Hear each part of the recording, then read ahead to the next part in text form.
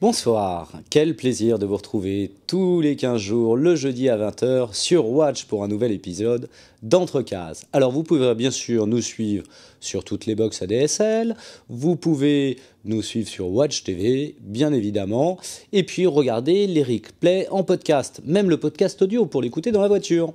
Alors, au sommaire de cette émission, nous allons aller retrouver quelqu'un que nous avions vu il y a 2 ans, Chloé Verlaque, la femme de T-News, qui va nous parler d'un événement assez considérable qui s'est passé à Montreuil il n'y a pas si longtemps. On parlera justement puisqu'il y a un prix qui a été remis et on verra qui a gagné ce prix. Et puis on ira, faire un petit tour en vacances. Elles ne sont pas si loin finalement ces vacances avant qu'on rentre dans l'hiver. J'avais eu l'occasion pendant l'été de rencontrer Gaël Séjourné qui nous parlait un petit peu de ses différents albums et notamment du dernier qui est sorti il n'y a pas si longtemps que ça. On fait une petite pause et puis on enchaîne.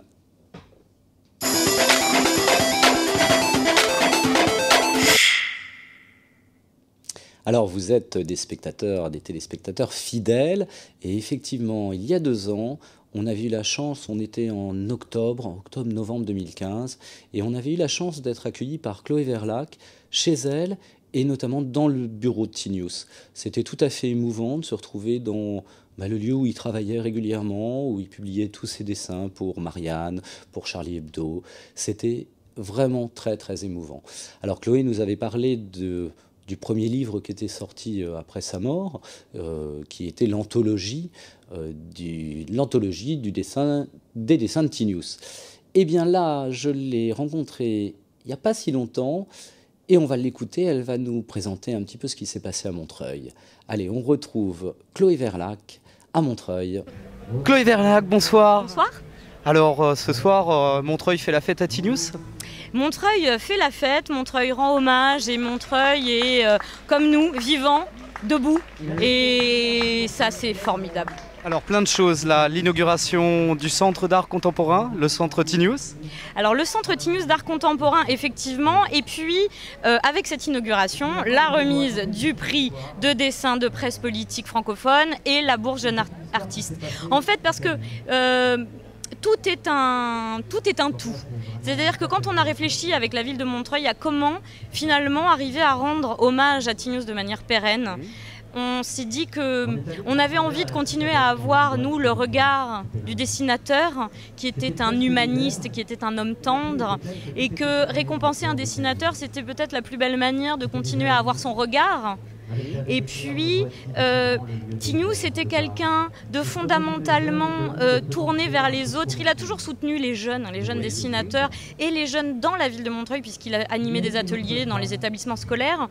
Et donc, l'idée pour lui, qui se rappelait qu'on avait regardé ses dessins et que c'est pour ça qu'il avait été publié, je voulais, moi, continuer ça et donc donner la possibilité à un jeune artiste de travailler. Donc, une bourse pour lui donner la possibilité de travailler. Et ensuite, l'idée, c'était de se dire mais après il faut qu'on voit son travail et donc pourquoi pas renommer le 116 en Centre T-News d'art contemporain et ainsi par là même rendre aussi hommage à T-News.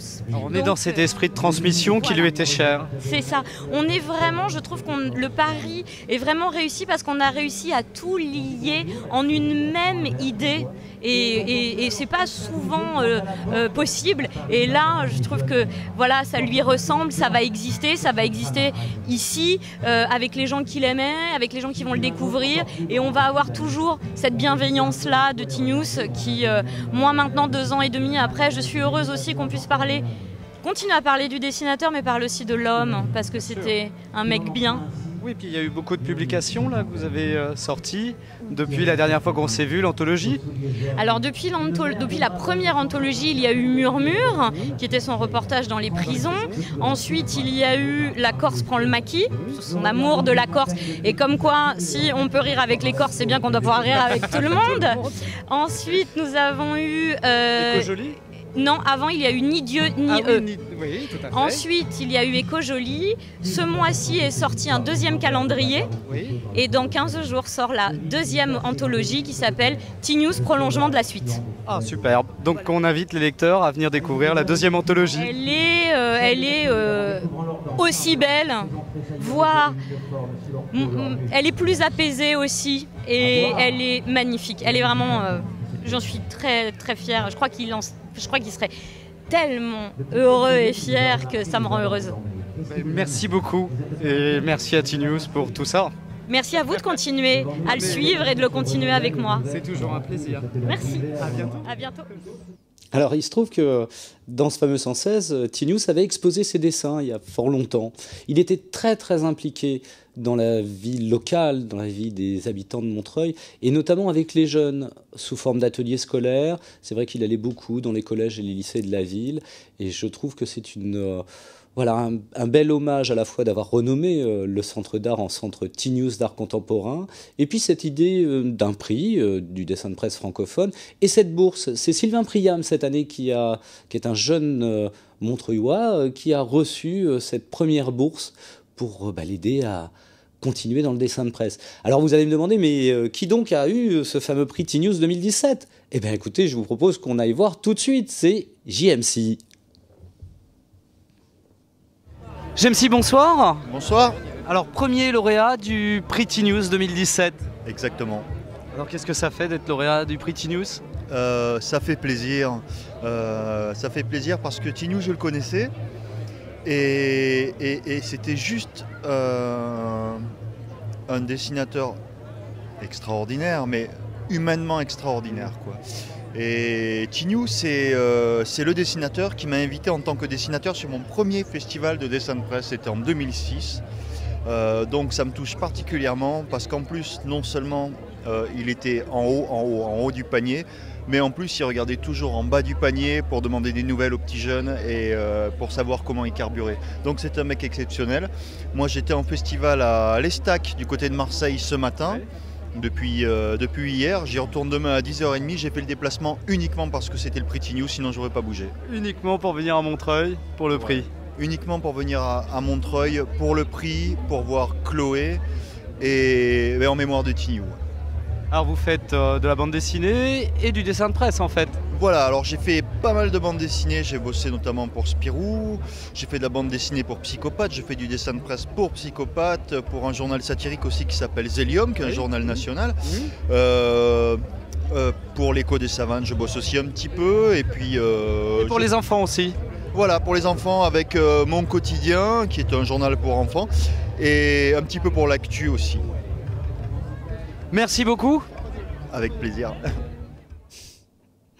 Voilà, ce fameux prix T-News 2017. Alors on a pu voir d'ailleurs tout à l'heure pendant qu'on était avec Chloé Verlac, sur la scène, je ne sais pas si vous avez fait attention quand Madame la ministre Christiane Taubira intervenait, il y avait effectivement le jury derrière, donc on a pu reconnaître Catherine Meurice, on a pu reconnaître Faujour, Aurel, voilà, tout un groupe de dessinateurs qui étaient aussi des copains de T-News, hein, Catherine Meurice étant toujours à Charlie Hebdo, et voilà, on les réaperçoit là, voilà, il y avait un très très beau discours de Christiane Taubira qui vraiment a accompagné Chloé Verlac depuis les attentats, et elles sont très proches ensemble, et un grand soutien pour Chloé Verlac. Donc on continuera à suivre tout ce qui paraît, puisque Chloé a l'intention de continuer à nous faire profiter de l'œuvre magnifique de T-News. Voilà, ça c'était vraiment un grand moment. Alors je vous propose qu'on fasse une courte pause, et puis qu'on retourne un petit peu en arrière, et qu'on aille se promener un peu en vacances.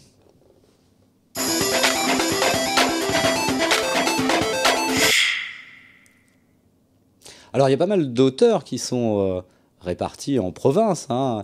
Et il y en a pas mal dans l'ouest de la France, et notamment dans un coin que j'aime bien, qui est la Vendée. Alors, la Vendée, il y a Didier Chris, qui est en Vendée, que je salue d'ailleurs. Il faudra qu'un jour, il vienne d'Entrecases, parler un petit peu de son travail. Et puis, il y a Gaël Séjourné, qui habite sur la côte vendéenne. Alors, j'ai eu l'occasion d'aller le voir cet été dans son atelier, ce qui était toujours un moment agréable d'aller un petit peu chez les dessinateurs, découvrir leur travail, leur façon de travailler, de voir un petit peu leur environnement. Donc, on va se faire tout petit, et puis on va aller s'installer chez Gaël, dans son atelier. Dans l'atelier de Gaël Séjourné. Bonjour Gaël. Bonjour. Alors, il y a eu plusieurs séries depuis pas mal de temps. La première série, c'était Landscrow Dog, qui a été réédité chez Sandawe. Vous aviez un scénariste vendéen aussi, d'ailleurs. Ouais, bah oui, on se voit toujours, même si C'était Serge Perrotin. Ouais, peut-être qu'un jour on retravaillera ensemble, on ne sait pas, mais ouais, on avait eu l'occasion de démarrer justement parce qu'on était du même coin en fait. C'est comme ça que ça s'est fait. C'était une rencontre, une heureuse rencontre qui a déterminé toute ma vie qui a suivi derrière, puisque avant de le rencontrer, j'étais plutôt parti pour faire de la BD humoristique, fluide glacial et tout, et j'ai changé mon style graphique Avec un trait très réaliste. vers du réalisme parce que Serge avait un scénario qui avait convaincu un éditeur et qui nécessitait un dessin réaliste. Donc si maintenant je dessine comme ça, c'est parce que j'ai rencontré Serge Perrotin un jour. Alors après, il y a eu Tatanka. Après, il y a eu Tatanka, ouais, Joël Calette au scénario.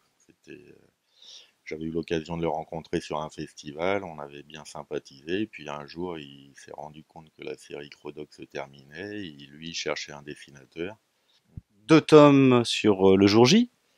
Ouais, après ça a été en effet le début des jours J, quoi. Juste après le tome 1 de Buchet, j'ai fait le 2, et c'est vrai que jusqu'ici c'est ma meilleure vente, quelque part, parce que comme c'est une série qui perdure.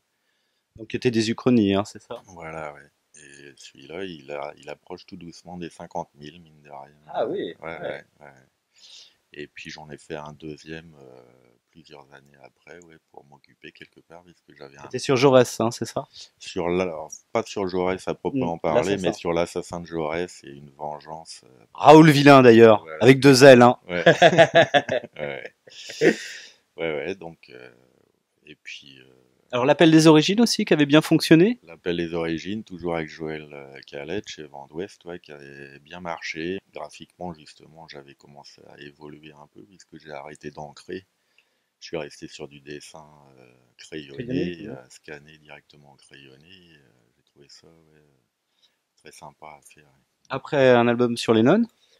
Alors après, oui, pareil, on m'a demandé, parce que c'était une collection thématique, et c'est Vent d'Ouest qui m'a appelé pour me proposer un partenariat avec Rodolphe au scénario.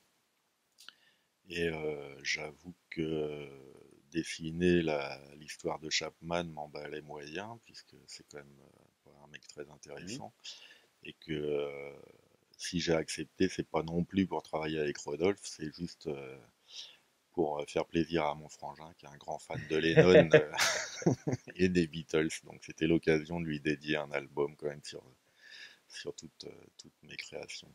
Alors de nouveau un scénario avec Rodolphe sur une série qui va sortir en août, fin août, qui s'appelle Le Gang des Tractions.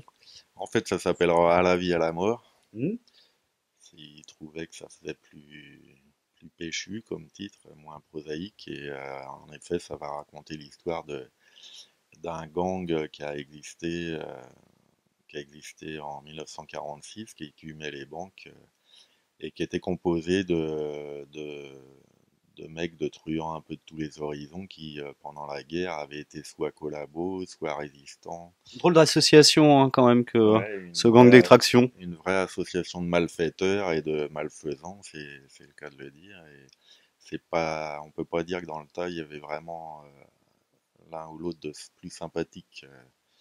Mais j'ai accepté, encore une fois, ce projet plus par rapport à l'iconographie de l'époque, justement les tractions avant, les chapeaux mous, toutes ces ambiances. Et donc ça va être un album très ambiancé en fait.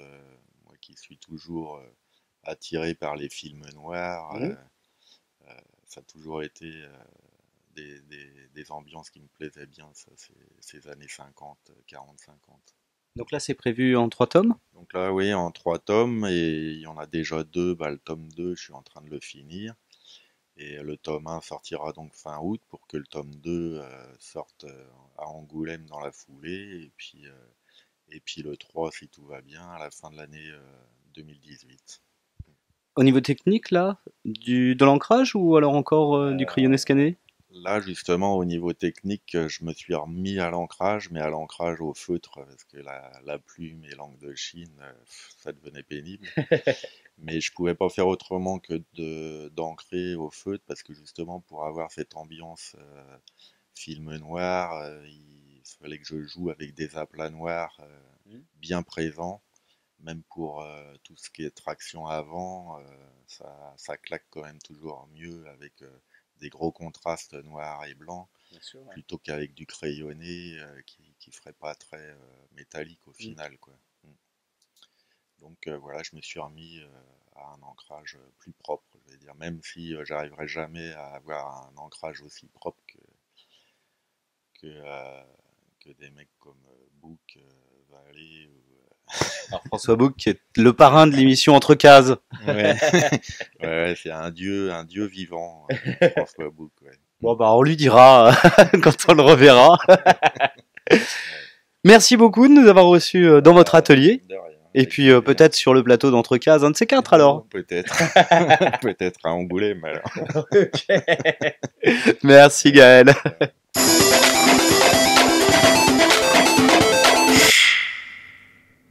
Alors la dernière bande dessinée de Gaël Séjourné est bien sortie, vous pouvez la retrouver, c'est aux éditions Soleil. Allez découvrir, on a pu voir les planches originales, c'est très très très très bien. Alors justement, on a un peu de temps ce soir pour parler un petit peu de livres et des sorties BD. Il y a eu pas mal de choses qui sont sorties, alors je vais commencer par... c'est pareil, on en avait déjà parlé dans Entre Cases, notamment quand on s'était retrouvé au Festival de BD de Saint-Malo, au Quai des Bulles.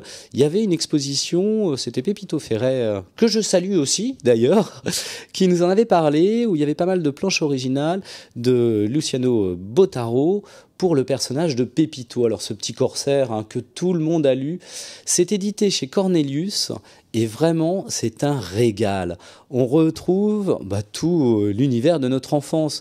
Je vous conseille d'ailleurs d'acheter l'album, ça c'est évident, et puis de lire bien la préface, vous apprendrez des tas de choses sur la vie de ce dessinateur et toutes les difficultés qu'il a pu rencontrer, notamment la disparition. C'est vrai qu'à l'époque, les planches originales n'avaient pas maintenant le caractère précieux qu'on peut connaître, et les auteurs les récupéraient pas forcément chez l'éditeur. Et Bottaro explique qu'il y a eu tout un moment où ces planches ont carrément été jetées à la benne, ont été balancées comme ça. C'était quand même impressionnant.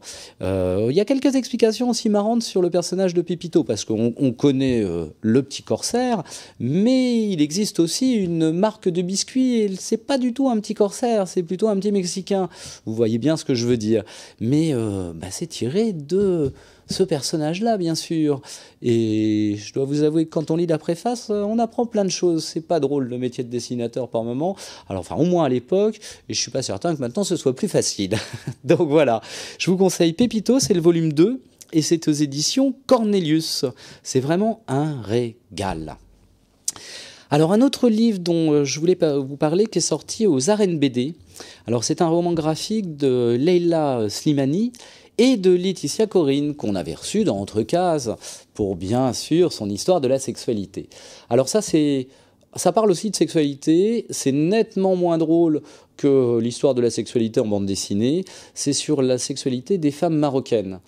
Et alors c'est tiré d'un livre, au départ il y a un livre de Leila Slimani, et Laetitia Corrine en a fait une adaptation graphique qui est vraiment très très intéressante. Donc on s'aperçoit de toutes les difficultés pour ces femmes plus ou moins jeunes, justement de parler de sexualité et d'exprimer leur sexualité.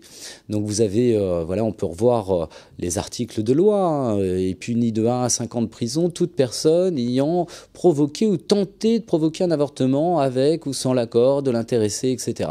Donc on retrouve vraiment toutes les difficultés auxquelles sont confrontées ces femmes marocaines. Alors justement, c'est un peu d'actualité, c'est pas au Maroc que ça se passe, mais il y avait un pays où les femmes n'avaient pas le droit de conduire, et depuis quelques semaines, ça y est, elles auront l'autorisation en janvier 2018, c'est en Arabie Saoudite, de pouvoir conduire une voiture.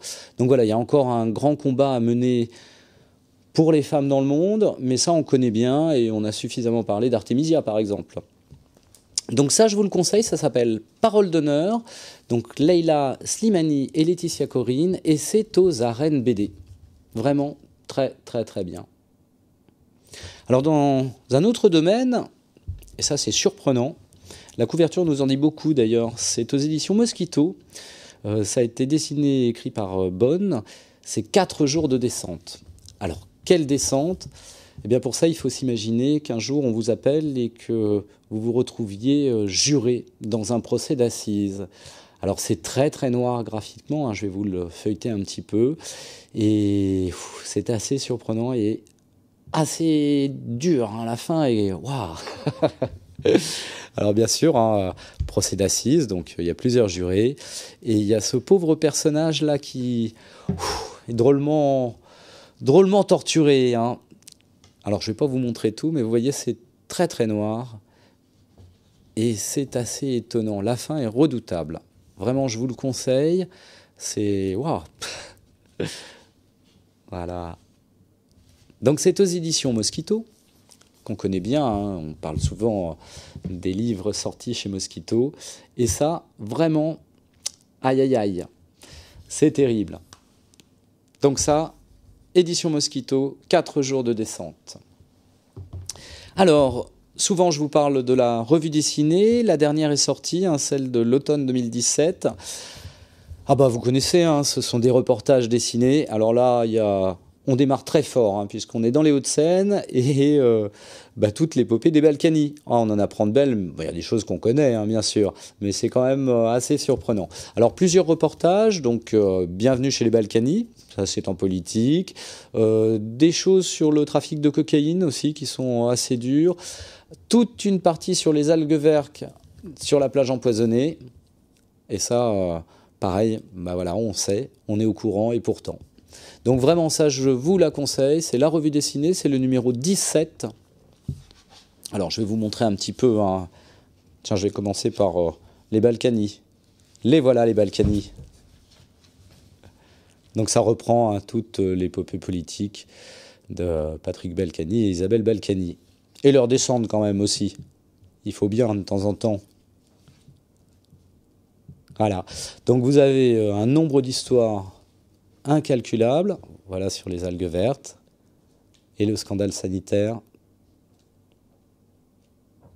Donc la revue dessinée et le numéro 17. Donc c'est celui de cet automne.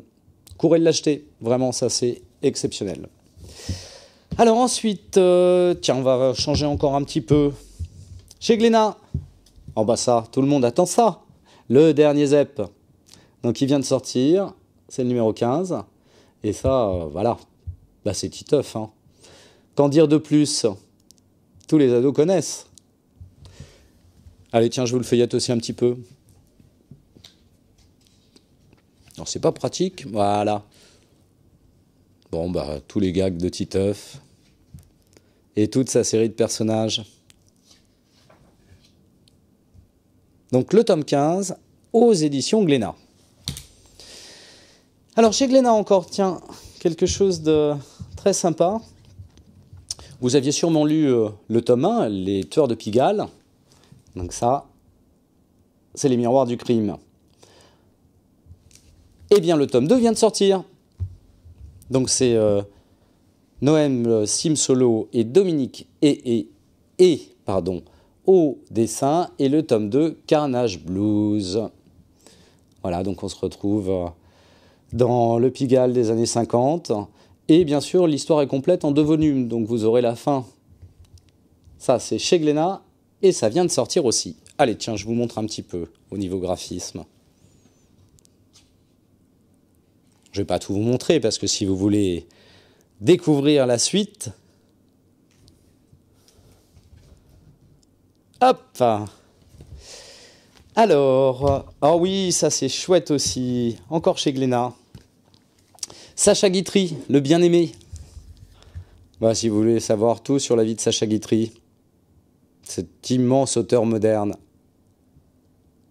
Donc ça c'est très chouette. Alors c'est pareil, Noël Simsolo et Paolo Martinello. Allez, je vous le feuillette aussi un petit peu.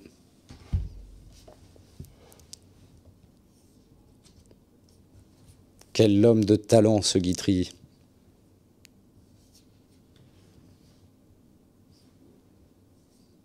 Donc voilà toute une partie de sa vie. Alors on reste dans les grands auteurs. Et ça, c'est aux Arènes BD. Alors c'est une série. Ça, c'est le tome 1. c'est Voltaire amoureux de Clément Oubrerie. Alors ça, c'est très marrant. C'est sur un petit peu, c'est sur la vie de François-Marie Arouette, dit Voltaire, et notamment période de jeunesse. On découvre un Voltaire un petit peu différent de celui qu'on connaît, qu'on a l'habitude de connaître. Donc ça vient de sortir aux arènes BD. Le graphisme est très chouette.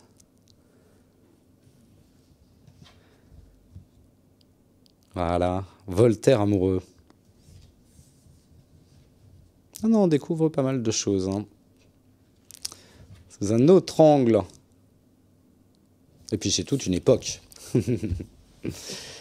Alors il me reste bien sûr à vous parler un petit peu de livres pour l'enfer. Ça c'est indispensable. Vous êtes habitués maintenant. À chaque fin d'émission, j'essaie de vous en citer un ou deux.